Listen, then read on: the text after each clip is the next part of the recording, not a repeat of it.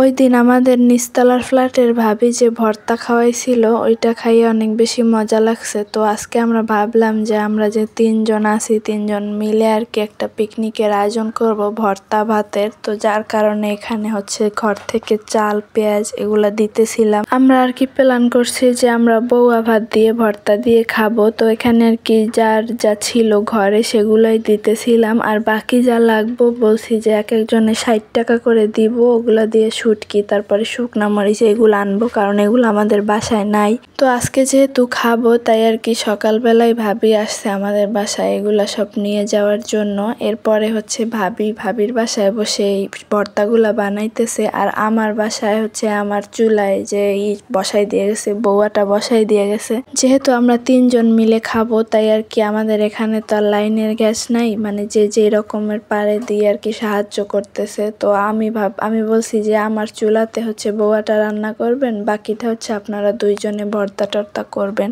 তো এই যে ভাবি যেহেতু নিচতলায় বসে ভর্তাগুলা বানাইছিল তো সেটার আর কি ভিডিও করা হয় না, কারণ আমি নিচে গেছিলাম না, আমি হচ্ছে উপরেই ছিলাম। আর এই তো এদিকে বউয়াটাও হয়ে গেছে, আর ভাবি ভর্তা টর্তা বানাই নিয়ে আর কি আমার বাসায় আসছে। যেহেতু আমার বাসাটা একটু মেলা খোলা তো ভাবলে এখানে বসে ভাগ ভাটারি করবে।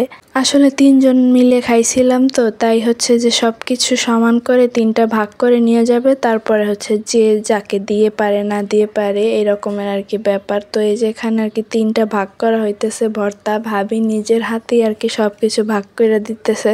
প্রথমে আমারে বলছিল যে তুমি ভাগ করে দাও, কিন্তু আমি ভাই এই ভাগ বাটারির ভিতরে নাই। আমি বলছি আমি ছোট মানুষ, আমি কি ভাগ করব, আপনারাই ভাগ করে দেন, সমস্যা নাই। তো সে আর কি তার মতো করে ভাগ করে দিতেছে আর বলতেছে তোমরা আমার আবার গালাগালি কইরো না, আমি কিন্তু সমানভাবেই ভাগ করার চেষ্টা করতেছি। তো আমরা আবার তারে বললাম যে আপনি আপনার মতো করেন, কোনো সমস্যা নাই। আর এই যে এখন ভর্তা ভাগ করে দেওয়া শেষ, এখন আর কি বউয়াগুলা দিতেছে। তো আমি ভাবিরে বললাম যে ভাবি বউ আমাকে অল্পই দেন, কারণ আমার বাসায় যেহেতু লোক কম এগুলো খাওয়া হবে না, পরে নষ্ট হয়ে যাইতে পারে। তো ভাবি আমাকে আর কি অল্প করেই দিছে। বাসায় যেহেতু 2 জন মানুষ তাই আর কি বেশি নিলাম না, মানুষ বেশি থাকলে তো বেশি লাগতো। তো এই যে এখানে আর কি সবকিছু ভাগ টাগ কইরা তারপরে হচ্ছে ভাবিরা চলে গেছে, আর এইবার আমি আর কি খাবো, যার কারণে বউয়াটা প্লেটে বেড়ে নিতেছিলাম।